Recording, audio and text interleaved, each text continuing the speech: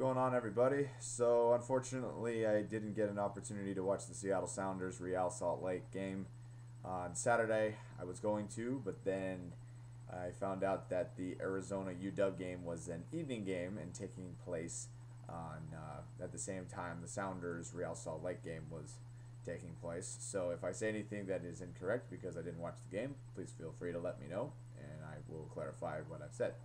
So the Sounders unfortunately lose in the first leg of this aggregate goal format, 3-0 in Sandy, Utah. To recap the game, Real Salt Lake scored in the 41st minute. Alvaro Saborio got his first of two goals to give Real Salt Lake a 1-0 lead. He then added another one in the 52nd minute to give Real Salt Lake a 2-0 lead, and then Ned Grabavoy scored in the 87th minute to give Real Salt Lake a 3-0 victory in the first leg and a 3-goal advantage over the Seattle Sounders FC. Some stats in the game for just shots. Real Salt Lake had 15. 10 of them were on goal. Seattle Sounders, they had 8 shots and 4 of them were on goal. There were more fouls on Real Salt Lake with 11-5. Seattle had more corner kicks, 7-5. Real Salt Lake was called offsides 3 times compared to Seattle Sounders 0. For the yellow cards, there were 3 for the Sounders, 1 for Real Salt Lake. We'll get to those in a second.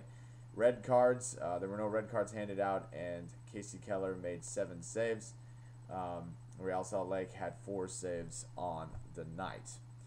The people who got the yellow cards were, in this order, Fabian Espindola from Real Salt Lake in the 29th minute. Ozzy Alonso got the first yellow card for the Seattle Sounders at the 55th minute. And then Freddie Montero and Eric Freeberg ended up getting red cards in the 90th minute. So the Sounders, unfortunately, are now down in the aggregate goal format, 3-0. They will play Real Salt Lake in match number 2 on Wednesday. This game is in Seattle. It's at 7 p.m. Pacific time, and unfortunately, I'm going to be missing that game as well because I work. But I'll recap the game as soon as possible. I will. Probably will be Thursday, but bottom line is I could give stats and I could be optimistic, but bottom line is if the Seattle Sounders want to advance into the conference championship, they need to not only outplay, they need to go gangbusters. I mean, Real Salt Lake, they can go on the defensive side and just kind of play conservatively if they really want to, but it's going to be hard, and what's unfortunate is if we do lose this game, this will be Casey Keller's last game as a Sounder and last game in his career. But the good thing is it's at least at home, so Sounders have that going for you. And I'm not saying that it's impossible for the Sounders to not come back. I'm not saying that because I remember when they were making a run at one of their couple USL tournaments or USL Cups, I should say.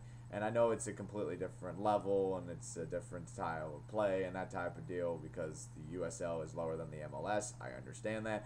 But I do remember the Seattle Sounders being down something like 3-1 going into the second game, and they came back and they defeated, at the time, the Vancouver Whitecaps. I think it was like 5-3, or they were able to edge them in the second game. So, but it's going to be difficult because coming back from a 3-goal deficit is definitely a lot harder than a 2-goal deficit. But we'll see what happens.